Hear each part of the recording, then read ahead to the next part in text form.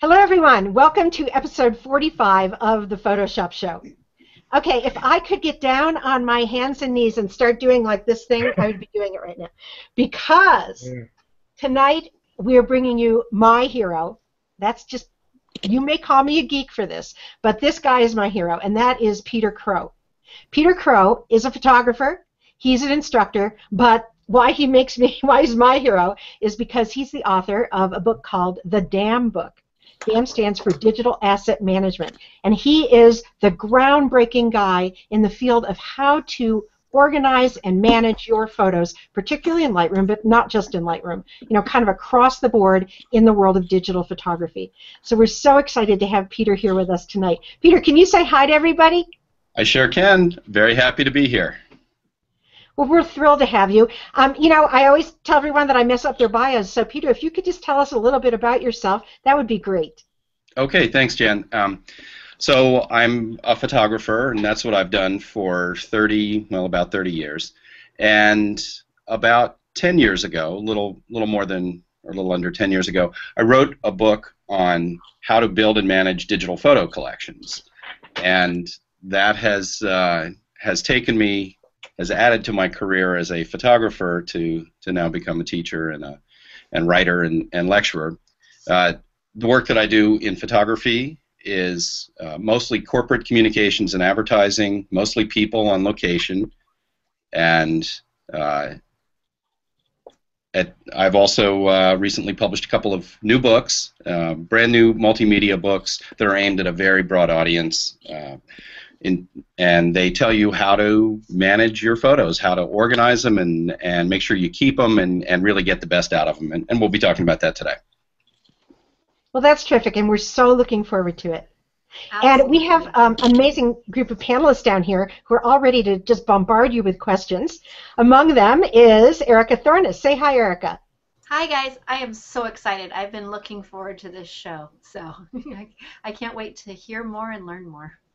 Well, you shoot a lot, right, Erika? So you have a lot of photos to deal with. Yeah, way too much. So, Peter, if you don't know, Erika specializes in shooting underwater photography, among other things. Very cool. Yeah, underwater and beach out of San Diego. That sounds pretty good right now. It's pretty cold here in D.C. Now, Erika, didn't I see you on somewhere at Google?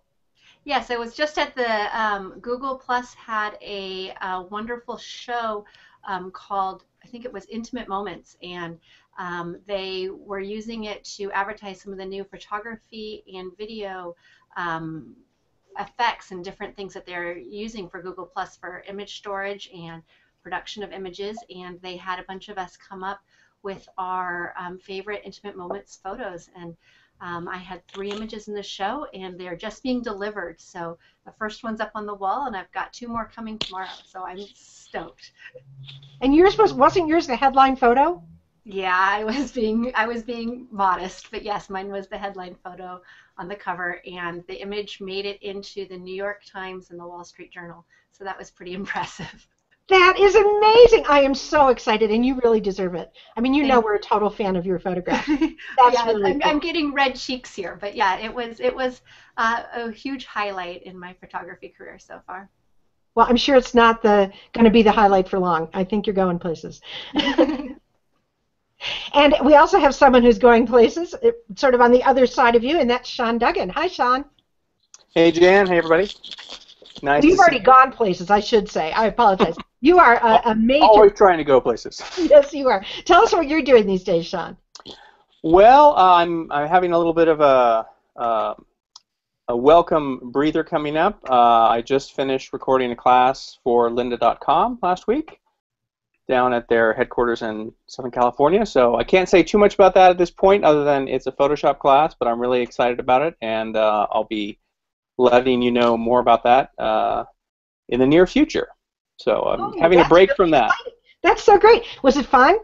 It was great. Yeah, it was really cool, and I'm really excited about all the stuff that I developed for it. And of course, it generated a wealth of new ideas sort of along that similar topic, and I'm looking forward to going in and working with some of those new ideas. And other than that, I'm also just sort of coming to the end of the fall semester at the School of Visual Arts, in New York City, where I'm teaching digital capture and workflow in their online program. Ooh, that's exciting. I did not know that. Well, Yeah. I'm sure you can bring all of your students' questions to. Well, this is great to be here with Peter because I've learned so much from Peter. I first met him several years back, and I just have, a lot of my organizational structure and stuff that I use is sort of was inspired by stuff I learned from him. I kind of grafted it onto stuff I was already doing that made sense for my particular situation. But he's a real knowledgeable person in this field, and I would definitely recommend people to pay attention to what he says because it's all good advice. Got to agree with you. Absolutely true. Well, great. Nice to have you, Sean. Thanks for being a panelist. And next to you we have our wonderful Ron Clifford, the co-host of this show. Hi, Ron. Hi, how you doing, Jan? Great. It's good to be here again tonight. And yeah, we never got a chance. I guess you weren't here on the last show, Erika, because I was really itching to kind of boast about you down at the Google thing there and seeing your picture. And if I'm correct, I've been seeing some people receiving these as big metal prints. They've shipped them out to you guys, right? Yes, I've got one on the wall. It's the one I've received is 4 feet across, and it's my superhero on the beach in the black and white. The one that was a Google featured image, so I think it's got 18 million views right now. So, so it's pretty cool. It's big, giant on my living room wall, and I'm excited to receive my 6-foot one to go on my dining room wall tomorrow in time for Thanksgiving. Wow, that's just really, really exciting. Yeah. It's beautiful. It was so kind of Google to send them to us, and the metal just really makes the images shine. So I've really learned now to print big or go home. Like printing big, which makes a difference. Yeah. And I just want to say that this particular show I'm most looking forward to because everybody, I guess, changes their workflow as time goes on. I was talking to someone just today. We were having coffee, and he's a photographer. And he had mentioned to me, he said, yeah, my workflow, he said, I kind of have everything from like 2005 back all glumped together because I didn't know what I was doing. And now I've got it more organized from 2005 forward. But even for myself, it's constantly morphing into what would be a better system for me. I know that there's not one perfect system, and I'm sure, Peter, you're going to mention that, but there's certain fundamentals that I sure could use to keep me on track as my system morphs over here for my particular use. Dave, how are you? Doing great. That's good. It's great to be back again. I had to miss last week's show because we had, we were doing photo shoots here at our very own castle in the Napa Valley. If you have not been to Castello di Amorosa, you need to come and visit. It's just a wonderful place just so many great things to shoot on their own, as well as a great setting for shooting people for portraiture. And what were you shooting with Karen Hutton? Karen Hutton and Annette Biggers were here, and just they brought up an actress from Los Angeles, Jennifer Freeman, and spent a couple days shooting in and around the castle, and yeah, awesome time.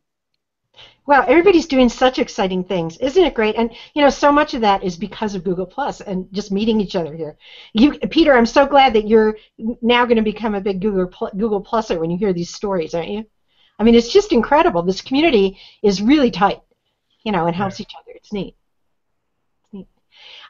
So usually at the beginning of our show, I do a quick tutorial, and I do have something for you tonight, but first I want to show you something, and that is, I think I've mentioned this before, but this is the first time this is live. I am now live with my very own Google Helpout. So I wanted to show it to you so you know how to get there in case you're inclined to participate. I think it's a great idea, whether you come to my Helpout or those, other people have Helpouts there too. I think, Ron, you're going to have one soon, aren't you? Yeah, they're all live now. I just haven't made a post about it. I'm just getting that prepared. But even though I haven't put it live, it was scheduled, so I actually had my first one today. Oh, you did? It was really exciting. Yeah, it was really exciting. So I wasn't ready for it. I had put that I was available from, because I was home today, certain time, and then all of a sudden I get this notification, somebody wants one now. And I said, oh my goodness, I'm not ready. I gotta But you're always ready. You know your stuff. Yeah. Well, let's take a look at that and see if I can show you what that looks like. Can you see my screen now with the Helpout? Yep, I see it now.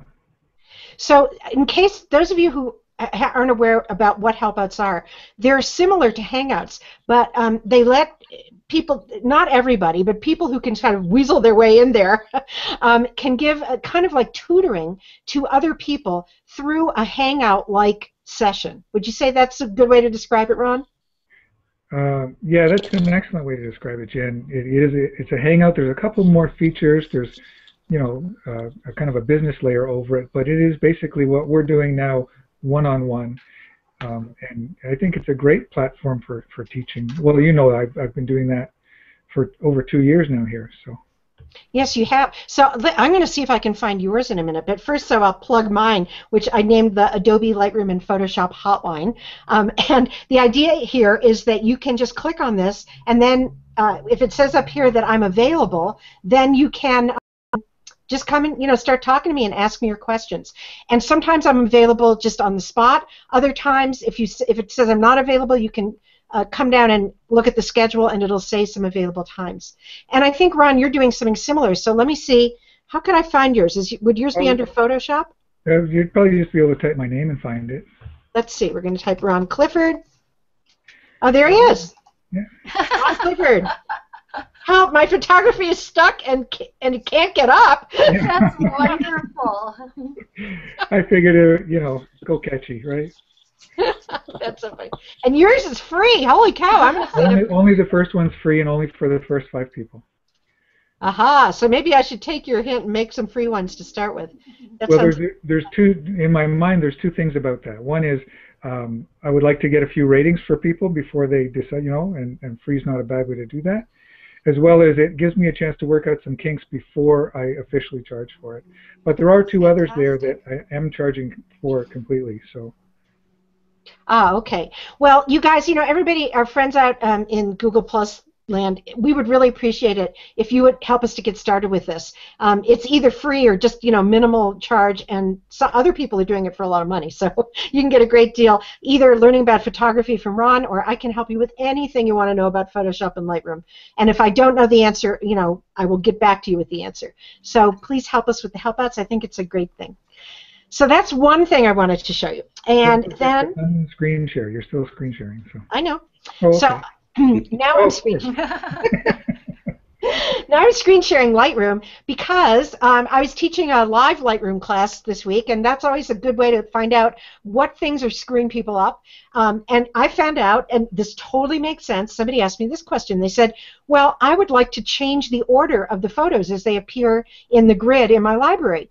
But look, for example, if I click on this photo down here at the bottom of the poppies that I took in France, and say I want that to be the first photo in my grid, and I try to drag it up there, I can't.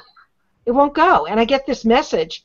What the heck does this mean? Custom order is not supported on a folder that contains subfolders.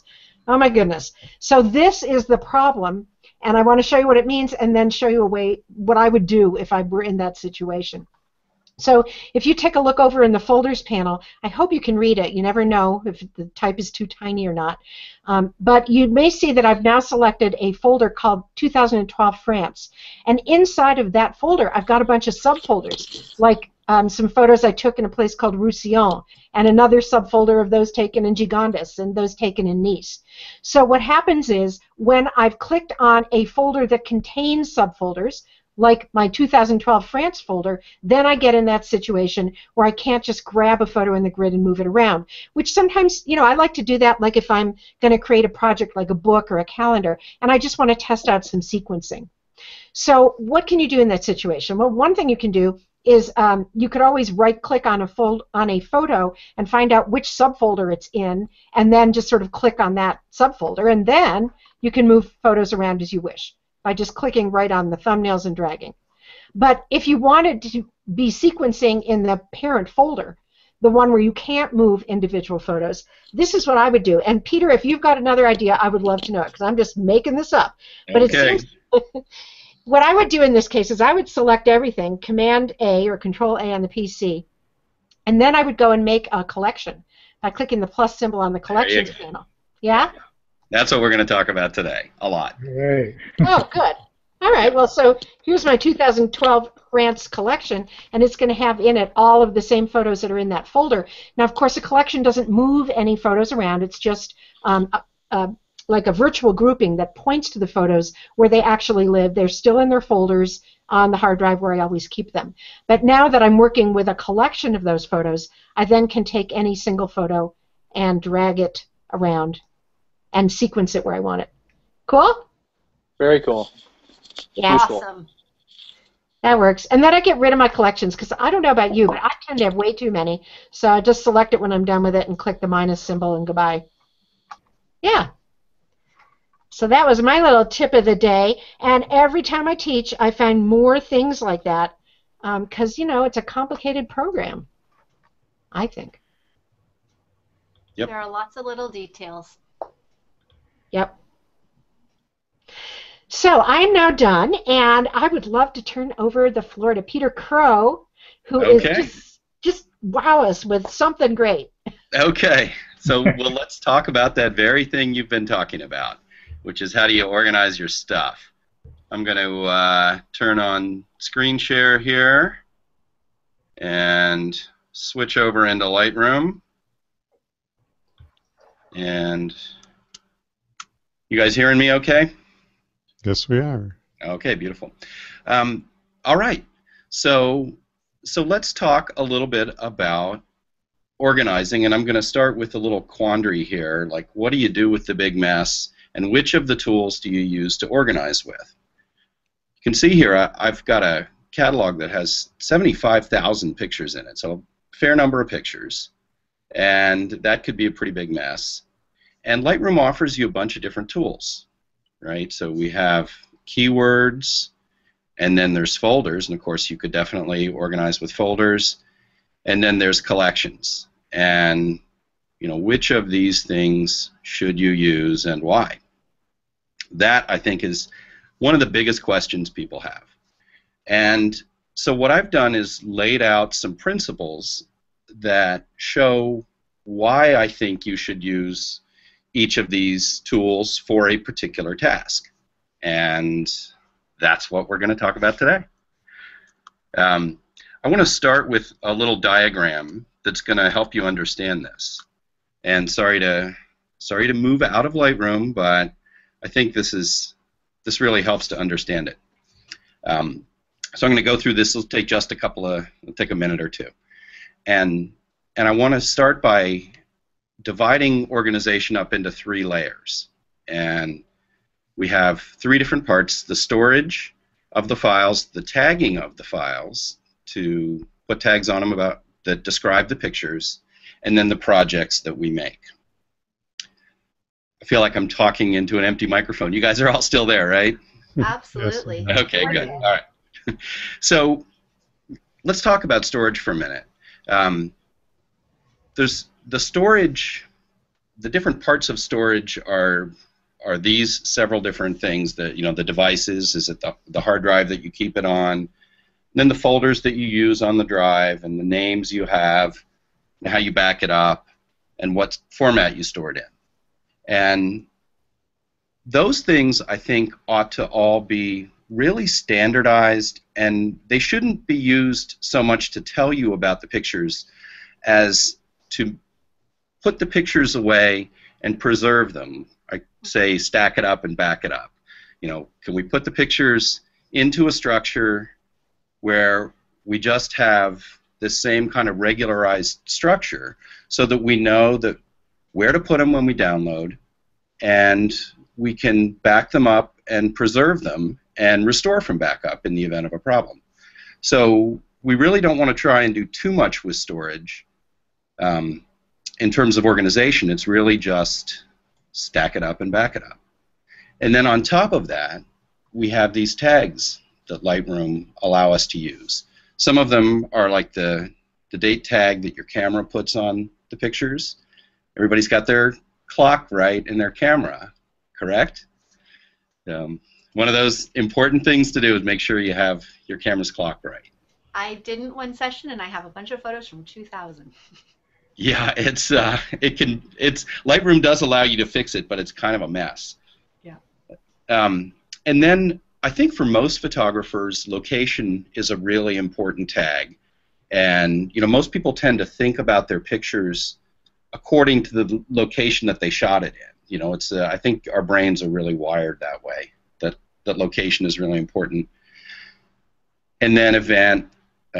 This would be like a shoot name or an event that's just really an event. And then the ratings, how good we think the pictures are, and then finally some keywords that are kind of a free-form way to organize your pictures according to whatever's important to you. And then on top of that is a project layer. But let's see how we can filter using date. Lightroom using the filter bar lets us hide everything except just pictures from 2013 or just pictures from 2012.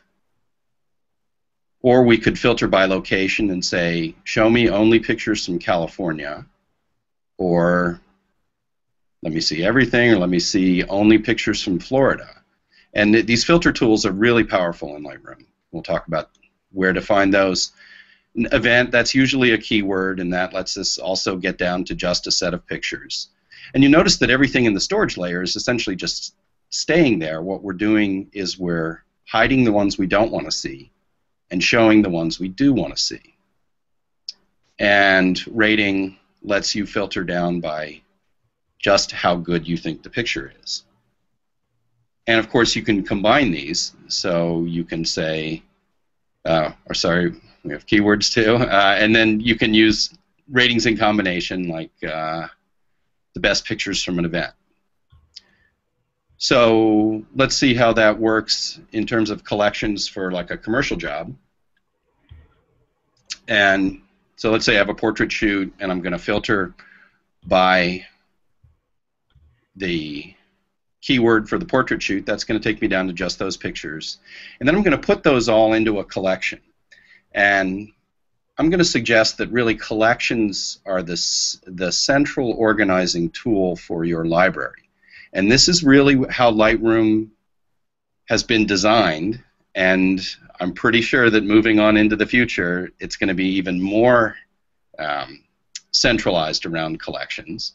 So we could make a collection inside our collection set for all the pictures, and then use the filter and just bring the 2 stars over into another collection to proof out to the client, and make even one more collection of just the client select. And then all of those can live inside the collection set, and so we can hide it when we don't need to see it. And we can remove the filter, we see everything again. And let's talk about a portfolio. If I'm building a portfolio, I'm going to start with by filtering down to just the best pictures, and then let's bring those all into a group, and then do our selection and our sequencing, and maybe come up with another collection that's the final. And then one of the really cool things about Lightroom is that you have the ability to make additional collections on top of that. And so if you've edited down to the best pictures of, my best portraits or the best pictures of Josie, you can then use that same set of pictures again and again in different combinations and make these creations out of them.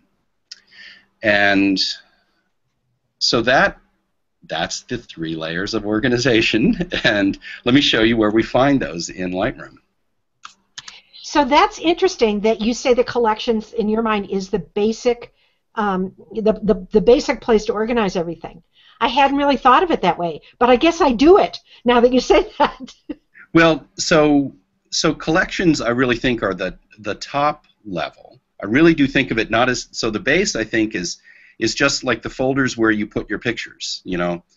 Looking here in the folders panel, this is an organization that I think a lot of people should use. I think most photographers who use Lightroom ought to use something very much like this: a year folder, a month folder, and then a project folder inside that.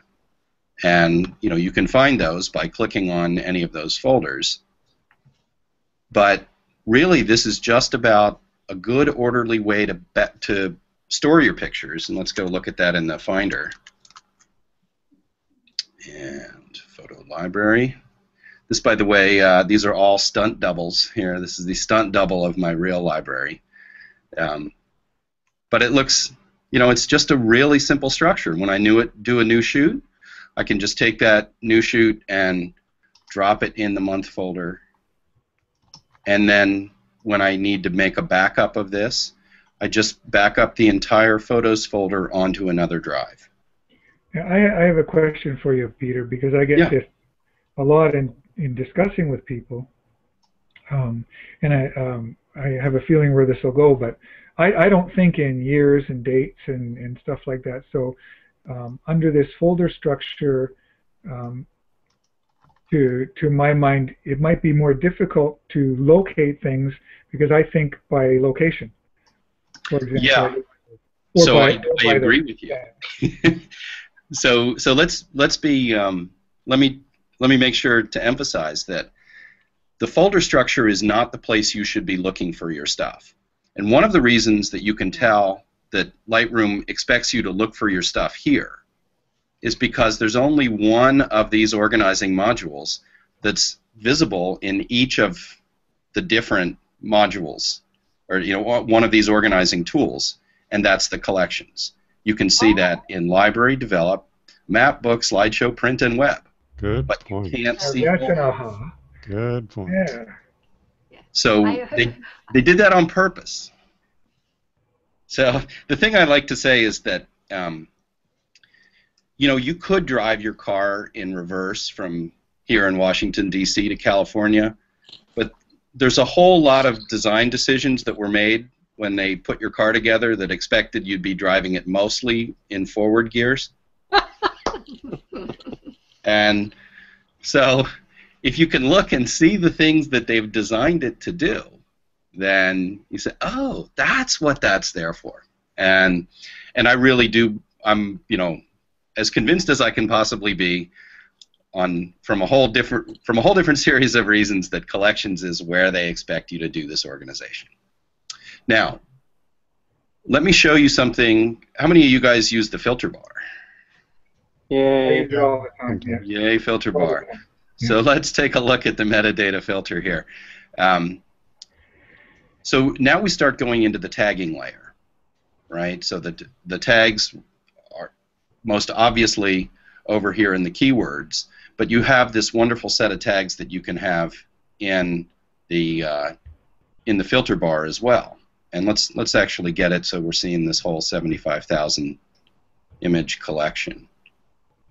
And you can find it by date if that's important to you, and you can even get day of the week information if that's helpful. If I know that I was at the Silver Spring Zombie Walk in the end of October, I can say, oh yeah, that was a Saturday. There it is. So really easy to find stuff like that. And let's go back to grid with a G. But this location information, if you tag your images by location, then you can find this in the filter bar as well. And I'm just a huge advocate for using the location tags for this because they let you make sense of a really large collection of images. Now, is that done through the map module, or is that done with keyword tags? It's neither. It's done in the location tags, and this part does drive me crazy. Lightroom team, if you're out there listening, and that they have heard me say this before. The map module's location tools are kind of only half built right now, and it does not allow you to do this really nice hierarchy.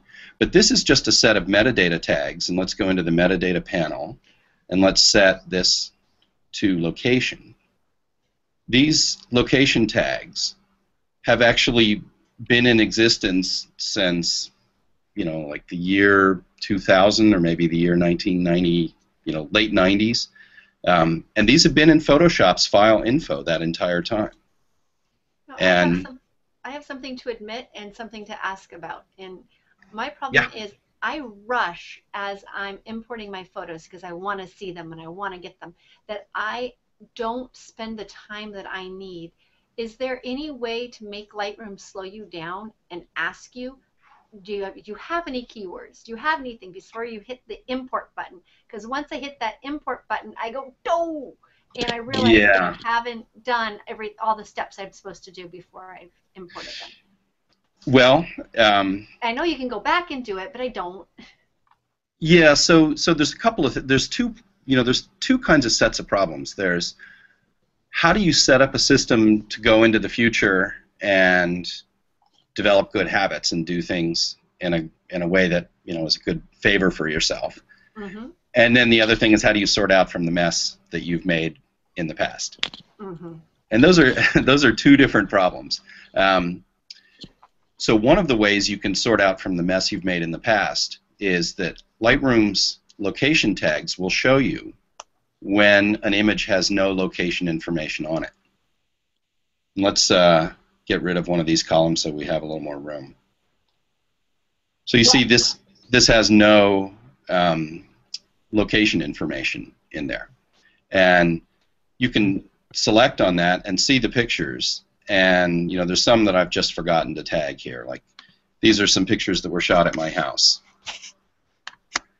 And if you've made a metadata preset, like I have, and I've made metadata presets for some of the frequently used places I go frequently, like my own house, I can just tag it right there, and that will tag all those images.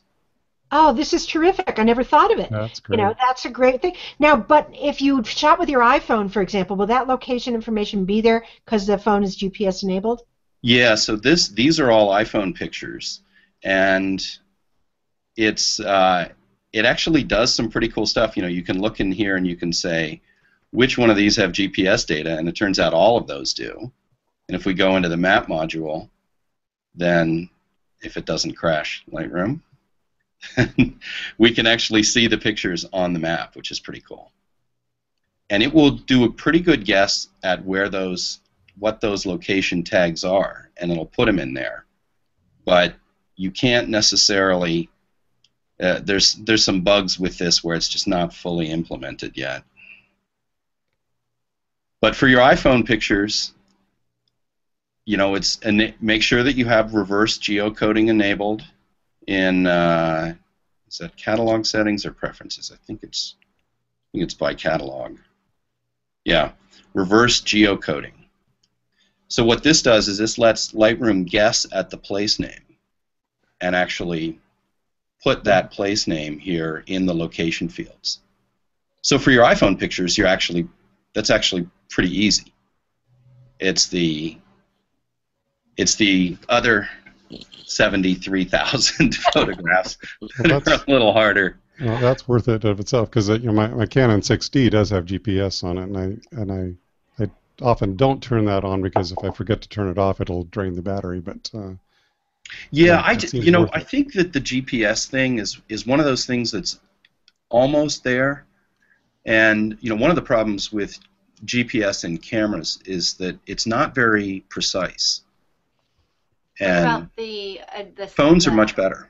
What about the ones from Canon directly, the $400 or $300 add-on GPSs? Have you heard about those? Okay, so here's the thing. The reason that your phone can do such a good job is because it's not just relying on the GPS chip. It actually has 3 levels of location positioning that it uses. One is the GPS chip. That's the same thing that's like in a handheld GPS, and that's what's in most of the add-on devices. But the other thing your phone does is it uses an international database of Wi-Fi signals that can tell it where it is, even in a location where it can't get a GPS chip, like inside a tall building in New York City. There's actually a gigantic database of, it's kind of like a Google map, but of Wi-Fi addresses for the entire world. And then the third thing your phone uses is triangulation of cell phone towers. So your phone knows your location a whole lot better than anything that isn't a phone can ever do. Okay, well that makes sense. And but really soon, it should be not that hard for your phone to be able to talk to your camera. That should be easier than having a little add-on device. So, Peter, to go back, we kind of got off the track a little bit. I know. I'm very into interested. geekiness. Yeah, what's your big picture reason for talking about location?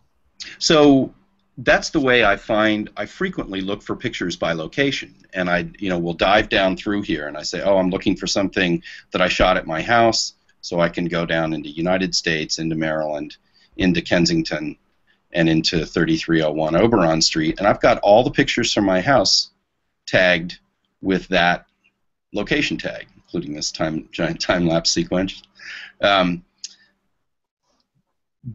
that really helps me understand my collection. So these tags that help me filter the pictures. I've filtered from 75,000 down to 4,500 with just a click. And going through and adding this information by means of a metadata preset is actually pretty easy. And the other thing you can do is just put big groups on here. So I have these pictures from Mozambique, but really I only have two real tags. This I don't even know how to say it, Maracuni or Maputo, and that's all I need. I don't need real individual location tags in here. I've divided them up into one location, Southern Sun, but most everything else just needs this one city tag, and this is useful to me for the rest of my life. It also tells me where I've been. So here's a kind of a neat trick. If you can't remember when you went somewhere, oh, I know I went to South Africa, but I wasn't sure which years I went there. Well, was it 2013? When you select on this filters down here to only those ones that are part of that year. Cool. And so I can see, oh, well, I went in 2012, and then I was in 2011, and not 2010. So these tags, I think, are really, really valuable, and unless you shoot all your pictures in the same place, I think people ought to tag with location. And you can start really generally. You could start, if most of your pictures were shot in San Francisco, California, you can go tag most of them as San Francisco, and then if you've also been to Portland and Dallas and Boston, you can make those tags, and with even just a couple hours work, you could tag even a very large library down to at least the city in most cases. The thing that's nice is they all line up in order when you look at everything in Lightroom. So you're kind of tagging big groups of pictures. It's a little hard to see here with this real estate like this, but if I have all of these pictures were shot in the same place, I can start in the first one and go down to the last one in that group. That many all shot in the same place. So in that case, that's 100 pictures that can tag real quickly. So we want to do that, and then the other thing I'm going to suggest is that you do some working with keywords, and you set this up in kind of a hierarchy. And so not everybody knows that you can just make a keyword and drag it into another one. So if I were, let's say I had a keyword, the Rolling Stones, right?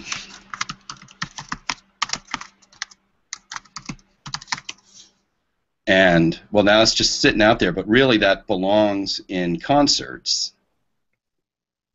So I can just take that and drag it into concert, and now that's in there. Well, this is obviously not a picture of the Rolling Stones, but what I've done is I've created this top-level keyword called events, and then when I photograph an event, like a concert, I just put it inside here, and then it's easy for me to find that keyword. And when I do multiple concerts of the same band, I can see those pictures and even note which shoots were at which venues. And this, you just kind of build this up naturally as you know, if all you had was 3 concerts or 3 events, if it was only 3 events, you'd have 3 events, just 3 items inside events. But then as that gets more crowded, then you can subdivide it further. Make sense? It does, and you know, but I feel sort of 2 ways about subdividing. I love it because I'm logical, and it seems very logical. But you know what happens? I'm sure you've run into this. I'm constantly moving photos back and forth between, you know, my subcatalogs and all this stuff I have to go teach. I don't want to take everything. And I end up, like, I get the Rolling Stones back in the main part of the keyword list, and I try to drag it into concert, and it won't go because there already is a Rolling Stones keyword in there. Now, that sounds like a no big deal, but when you have a lot of them to put into the, you know, to drag around, and it keeps happening, it's really annoying. Do you have any suggestions? Well, I do. So the first suggestion is don't do that. Don't. People should be using as few catalogs as possible. Now we all know that's when you're doing teaching, you know, that's not possible. But for most Lightroom users, the fewest catalogs and the ideal number of catalogs is 1. If you can make it work for you. You know, this is a catalog with 75,000 pictures on it, and it's not really even breathing hard on this computer. It's not slowing down. I'm up to I have another 84, and I'm doing just fine. I've got another one with, you know, 400 and something thousand, and it actually is pretty slow to open and close. But if you can get by with just 1, that's great. Now, if you need more than just one of the things you can do is actually export your keywords as a list. And let's just export that as a keyword list onto the desktop. And then what that creates is this text file that's going to be pretty ugly, but it has all my keywords in it. And if you needed to make a new catalog, you can make a new catalog and import that. Let's see if we can do that really quick. Oh, I love that. Oh, yay. Thank you, thank you. So I'm going to put this in my, I'll just call this test. Probably est, and we'll skip the backup this time, although I strongly suggest that you should always back up when you close your catalog if you've done any important work. And we'll update that, and then you can import keywords from that list. Go find it on the desktop, grab it, Nice. choose it, and populate your list. So what you really want to do is if possible, make one big master list, and then try and use that same one between multiple catalogs. Oh, that's fantastic. Thank you. You can't believe how much time you just saved me. But wait, there's more. I know. More. Here, let's go. Let me open my real catalog again. Actually, the stunt double catalog. Okay. So, all right. So I think this relatively self-explanatory. You know that you can make these. Now, one of the things is you may forget where you put stuff, and if you type in here, this will show you all the places you might have put that keyword. Wow. Now you can see I've got a lot of legacy stuff that I did with another program way back in the day. But if you haven't been organized, you can find them this way, and you could consolidate. So if I say, you know, oh, these pictures actually really belong all together in this one keyword, I can just drop it there, and then I could just get rid of this by deleting it. Interesting. Command Z to undo. So the filter in the keywords is really handy too. But you know, I don't really go too crazy with that. I do like to keyword each one of my shoots. Not everything is in a shoot, but when I do a shoot, I'll make a keyword for it. And so let's look at a client I do a lot of work for, PBS, and I've done actually multiple campaigns for these guys. And so, not by the people, but rather be inspired. So these were all different shoots I did as part of this one campaign. And so I've just built this keyword list out as I've done more and more work for them. And so each one of these is its own shoot. And build this out as there's an actual need to do. Do you keyword, like, so like let's say one of those PBS shoots, and I saw buildings in there. Would you keyword that for buildings also, or other, keywords that are generalized that would go under other things, or do you just leave it as the PBS shoot? I'm not a masochist. Okay. No, there's some people that'll tell you that you have to have 537 keywords on every picture. I tag my images by keyword for basic, if there's a shoot name, if it's a client, I want to put, the client and the project. But no, I don't go through, I wouldn't say, oh yeah, tire. Okay, unless there's some need to. But in most cases, I do my locations in the keywords, which is obviously not where so you can do locations in the keywords, but there's a reason that I really like the location tags. One of them is that when the way this is over here is nice because it's not junked up with all the keywords. It's not a giant keyword list I'm having to navigate down into places. I could have a places keyword set here, right? But this is only focused on location. But the really nice thing about it is that it shows you what images don't have the tags, right? So this is showing me everything with no tags on it. So here's some images from the very start of my digital career that didn't get very much metadata on them at all. And because of the way this thing is designed, it shows me, oh, this doesn't have any information on it. So I could take these and I could tag them right now. So I'm going to open up the metadata. Explains the difference. If I open up the metadata panel and I know that these were shot in Bethesda, in Maryland. Oop. Come on, Lightroom, catch up. And tab down to USA. And now these will no longer be in that unknown location group. Let's click that again. Can I ask you about something else you mentioned? Yeah. Maybe you're going to get there, so I will shut up if you are. I think you were saying before about using collections and having things that were like projects, and then within projects, nest and so forth. Let's just finish. So we see keywords, we see locations. The other thing that's really nice is something we're going to move over into the collections panel for, and let me hit the / key to disappear the space bar, and that is rating. And this is one of the neat things that I also have in all of my catalogs, just like the standardized keyword list, is some standardized smart collections. This shows me all 5-star and better images, all 4-star and better images, 3-star, 2-star, 1-star. And this lets me look through either the very best images in my collection, the ones that are,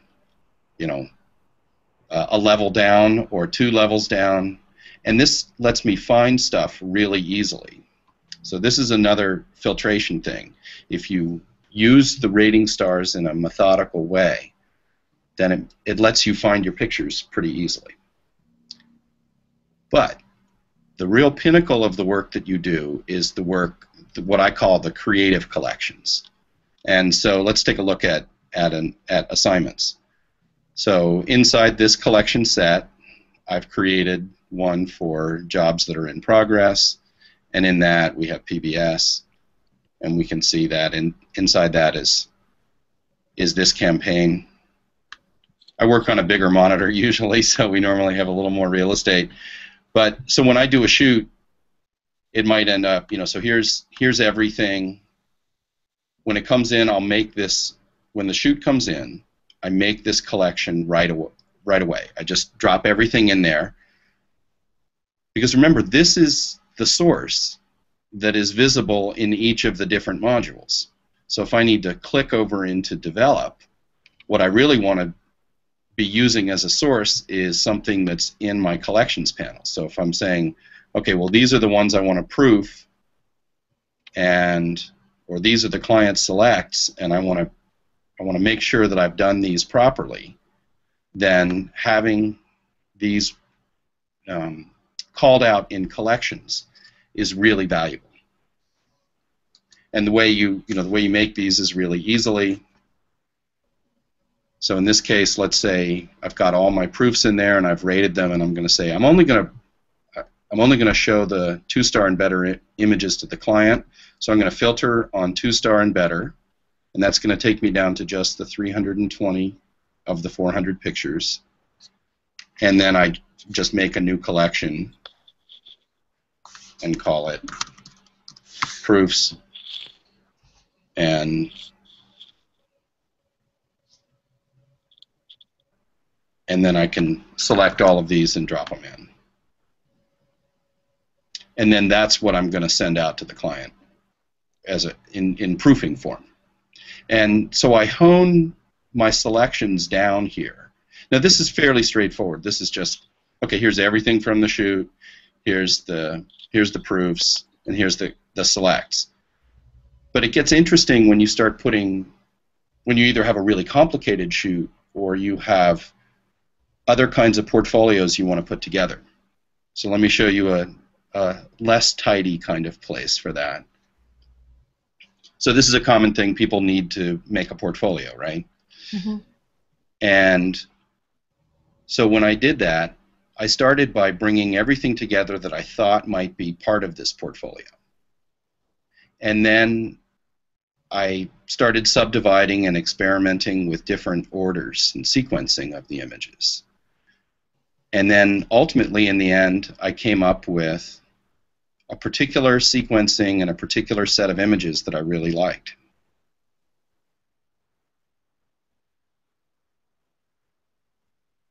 And then you can start to make these other creations out of them as additional collections inside here. So you see this has the little book icon.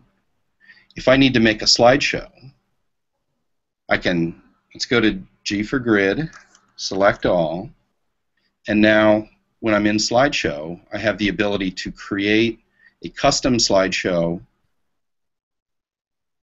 I have everything selected. I'm going to create a slideshow. I'm going to put it inside Real People.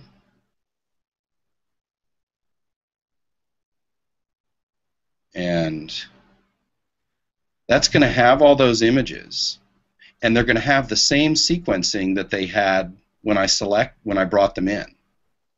Oops. That's a great idea. Great idea. So the thing that's also extra cool about this is that these retain all their settings. So if I make a special title slide for this, like, my portfolio,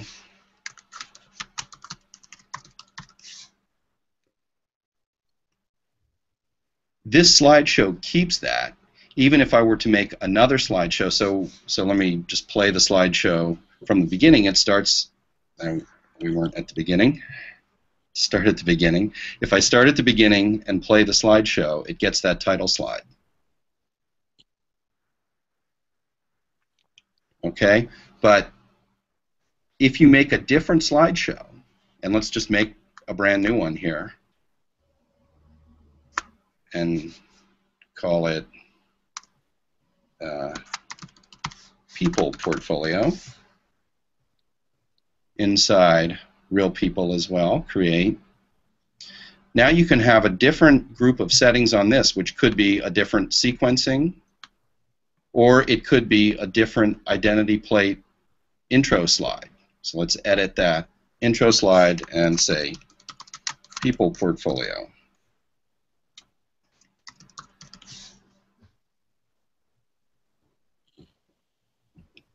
And when we go back and forth between this, you see this one retains its title slide People Portfolio, and this one retains the title slide My Portfolio. So what this is really the place where Lightroom expects you to do this work and build these collections out. And you think about it, every time you put some kind of a group of pictures together for some reason, you spend this effort to put it together, you spend effort to sequence it and to do your selections and maybe get your develop settings all tweaked and everything. The next time, you know, it's not an unusual thing for you to want to go back and make something, either see that one again exactly like it is, or make one that's close to it but has a variation. And if you've made it for a portfolio to send out, the chances of you needing a slideshow or a book or some prints or a website are pretty good. So you can make one of these module creations. There's each of the different creation modules here has their own icon and their own specific thing, and you know, and when you click it, it takes you to that module where you can see those pictures. Neat. You know, unfortunately, we are coming close to about an hour of that we've been on the air. So I want to make sure that everyone, not completely, we have like 10 minutes left, but I want to make sure everybody gets their questions answered. So, Sean, do you have anything you wanted to ask? No, are you good? Not necessarily something that I want to ask, but I always learn things whenever I listen to Peter talk about this. As I mentioned, you know, at the beginning.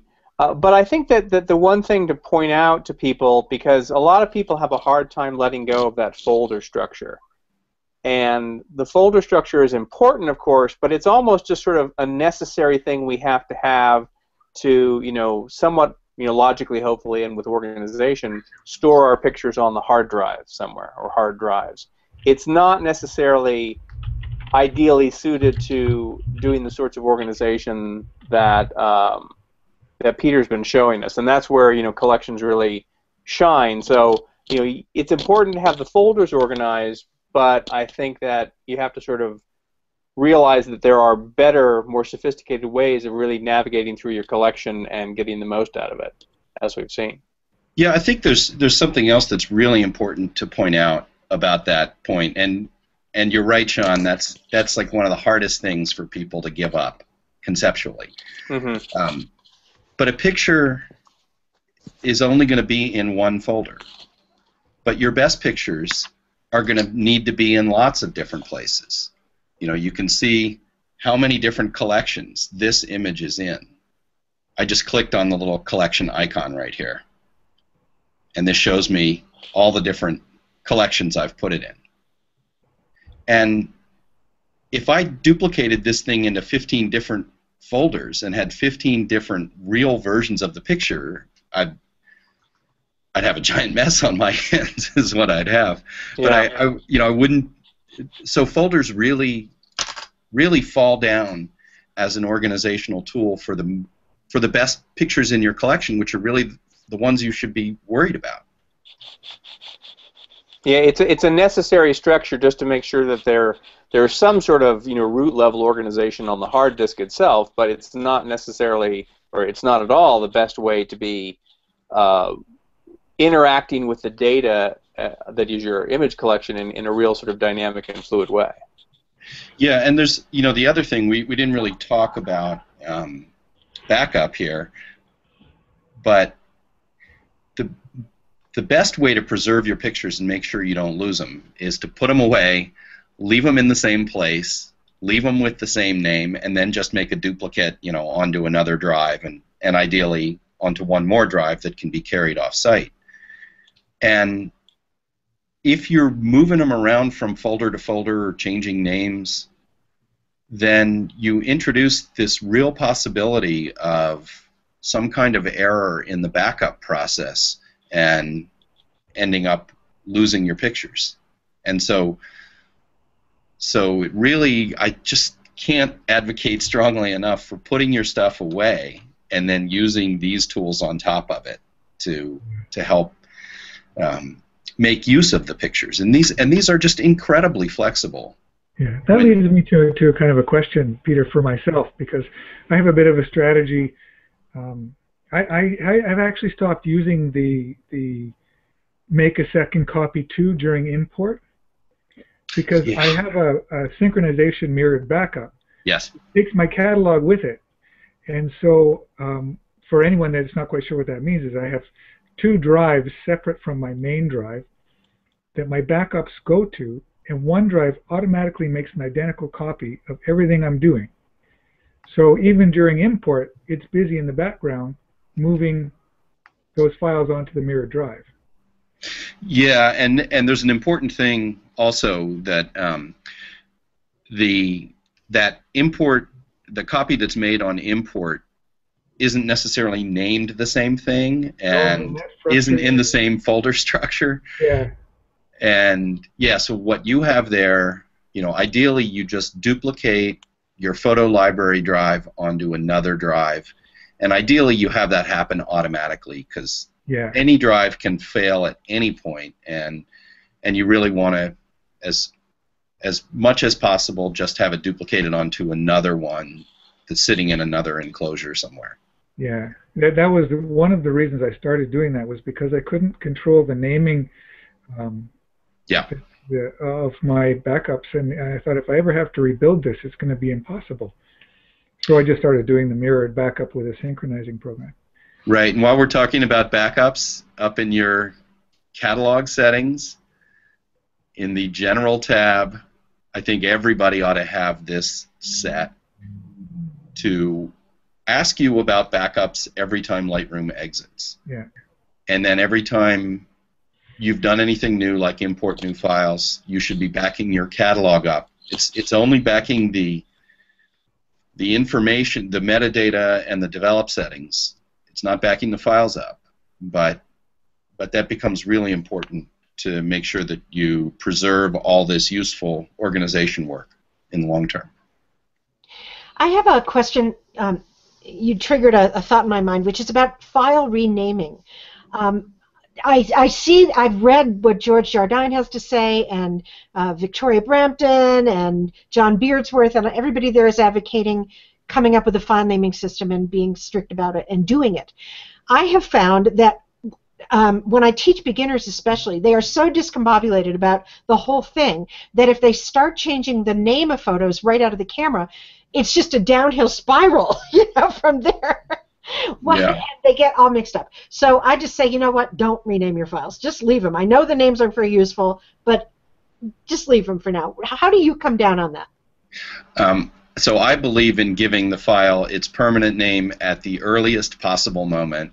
And you can see here the file naming that I use is my name and then a 6-digit date, and then typically the original 4-digit number from that the camera assigned to the picture.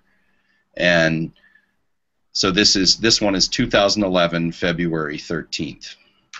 Do I have to zoom in to make it easier to read? So I think that your images should get their name as early as possible. I don't believe in putting subject matter in it because, while some shoots it's really easy, around the edges it starts getting to be this impossible task of, so what about my walking around camera, where I shot 5 pictures when I was in Denver, and then I, shot 8 more pictures at, this other event. And am I really going to have to wade through and rename each one of these? So I'm a huge fan of just automatic renaming of everything on the way in. I had a question related to that. That walk around camera. When you go to import, what's your flow on keywording those? Okay, so that's a great question, and you can see here that those often end up in this kind of miscellaneous group, and what I try and do is put a location tag on everything, because I'm, okay, I've got a few pictures from walking around downtown San Francisco. There's Katrine. And so if I just tag these with San Francisco, and I don't know whether, so these have had their location tags put on them, but I keep them in this little group here to because I know that those haven't been tagged right off the bat. And let's look at the filter bar, and we can see, okay, I've got 500 left that need a location tag. So I'm typically not putting a lot of keywords. You know, I'll put an event name on these. You know, so that's like Easter dinner.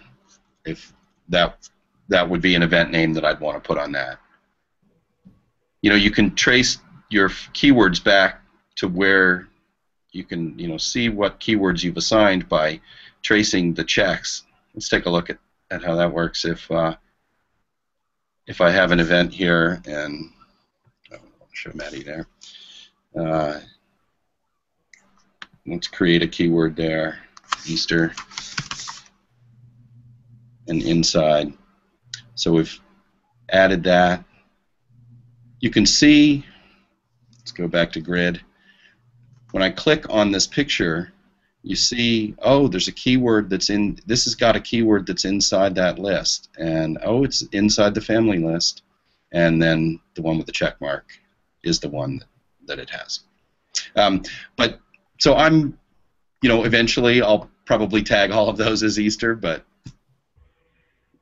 it's not a huge high priority. It's more important for me to go through and flag the one and use the ratings to say, oh, these are the ones I like, and then I can look for family and a high rating, and that's a much more useful set of tags for me.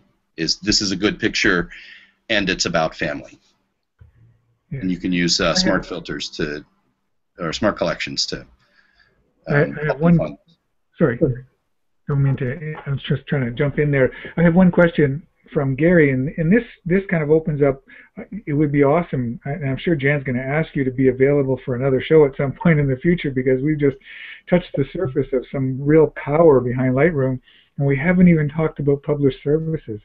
The question was, how do you, or do you keep track of exported photos, example, to upload to G+ or have printed? My personal answer to that is I use export services quite extensivthis. What's your take?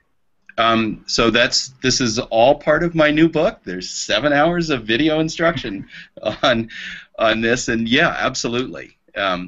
So one of the things that I talk about in the book is how I use a label to indicate which images have been part of published services, and I think published services are just incredible, and published service in connection with Dropbox is really cool too, because you know, if you can put this in a Dropbox folder, and let's go to the published folder, and then you know, with just a click, I guess I'm not signed in the Dropbox right now, but if I was, with just a right click, I could share this with whomever I wish. Yeah. And it's really just a wonderful way to share your photos out. I've also been using this service called Photo Shelter, which does an amazing job of letting you upload pictures and then let people you know, share them with people. Either you can share just views or downloads, and it has a lot of control on it. But yeah, this is really important. Yeah. No, that's great. Like I say, that's practically a whole show in and of itself, just to talk about how to efficiently use published services. Oh yeah. I was. I agree. Yeah.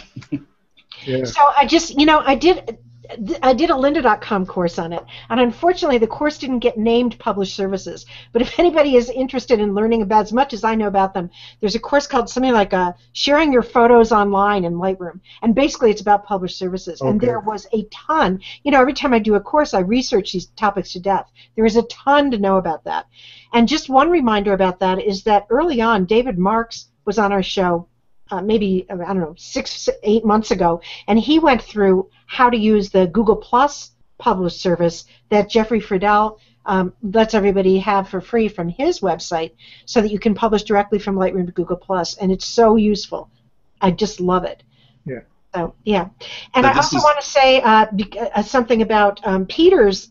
He says my new book, but Peter, I want to make sure that people know about that book. So can you talk about that and where they can get it and all of that? Sure, absolutely. This is actually a spread from the new book, and it just happened to be tuned to using published services. And the way the book works is that I explain stuff in text, very much like the books that I've always written, and then each of these is a clickable movie that then plays and describes the subject matter.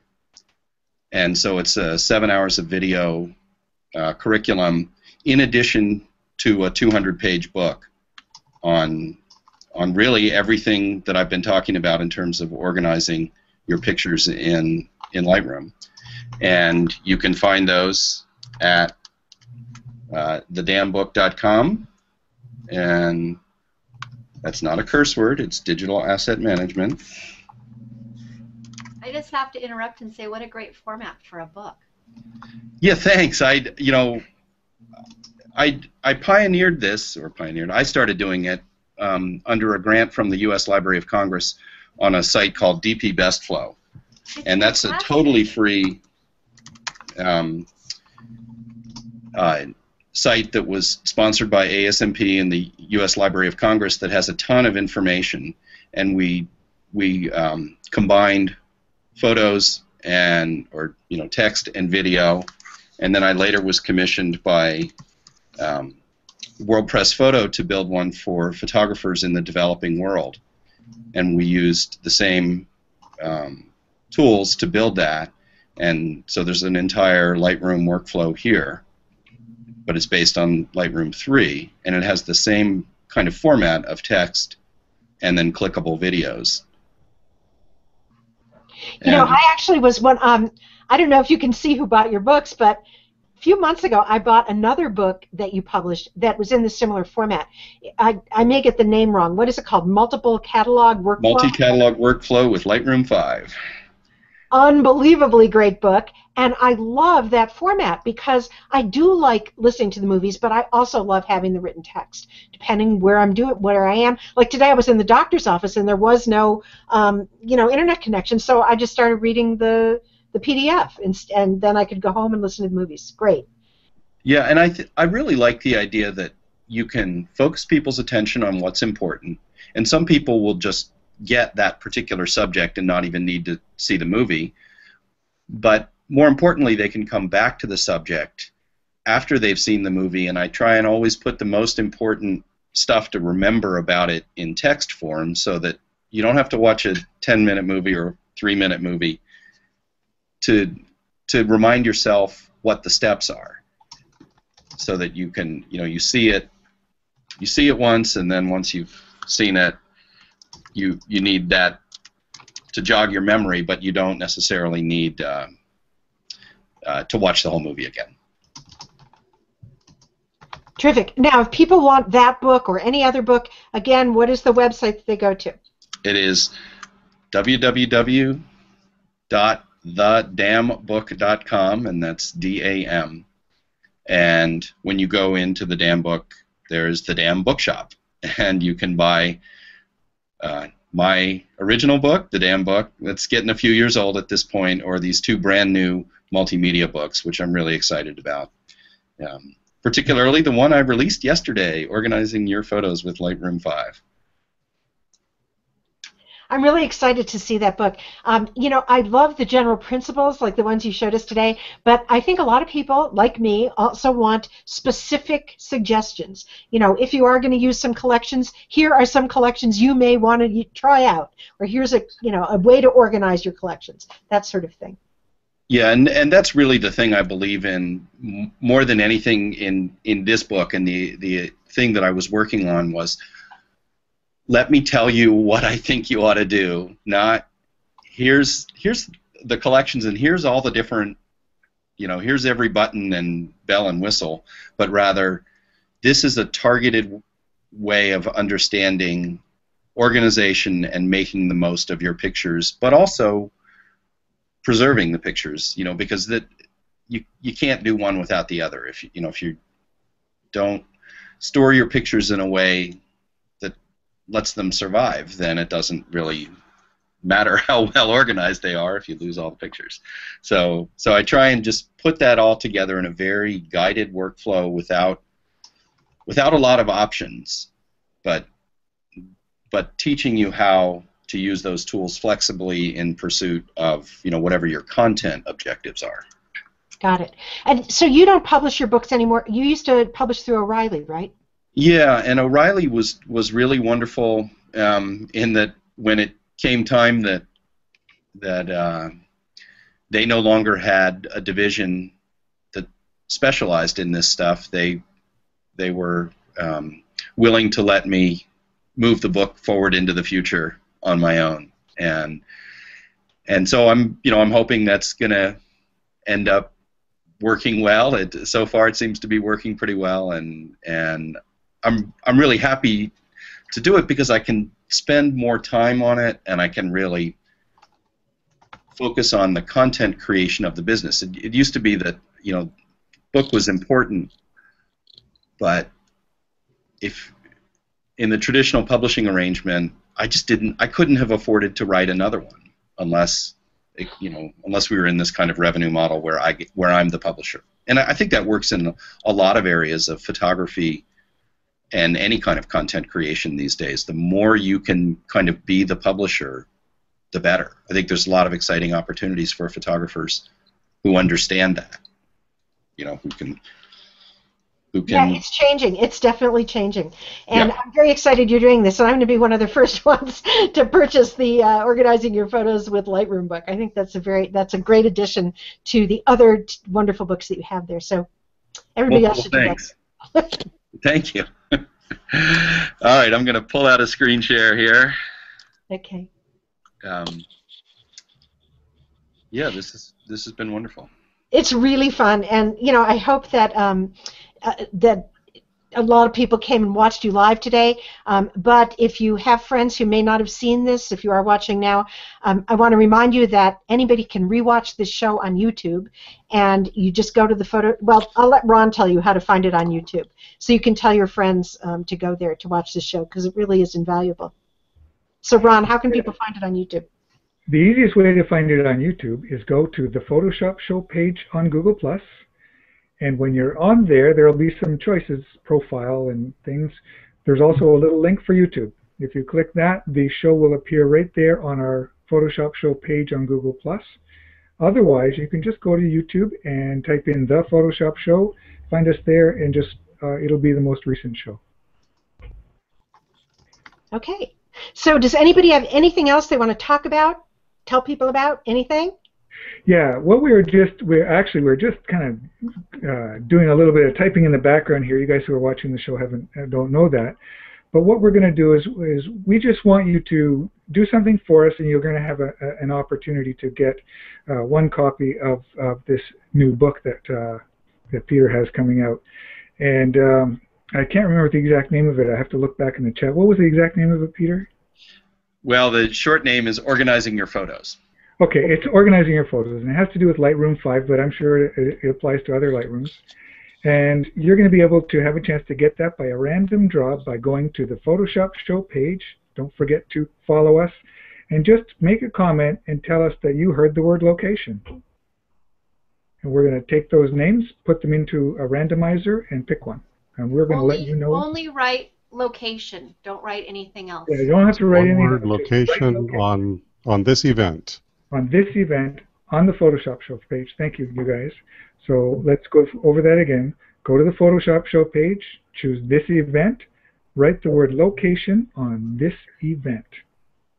And then tomorrow we're going to put the post or the comments into a randomizer, and we're going to notify you right on the page. You have 24 hours from now. Right now. Now. No, I mean now. What, now or then? Now. Okay, well that's a really great opportunity. So everybody go and do that. And I want to thank our wonderful guest Peter Krogh, and plus I'm so glad I got to meet you. I've known of you for so long, and I've seen what you've written and posted in various forums, but I've never actually gotten to talk to you, so it's really been fun. Really happy to be here. Thanks for the opportunity. You're welcome. And thank you to Sean Duggan. Thanks for having me. I enjoyed it as always. Thanks, Erika Thornes and Dave Bell, Ron Clifford. And I'd like you guys to stick around even after we cut off, if you would, for a moment. Sure. Thank Well, you, great. everyone. I'm the guy with the button that says stop, so I have the last word. Bye-bye.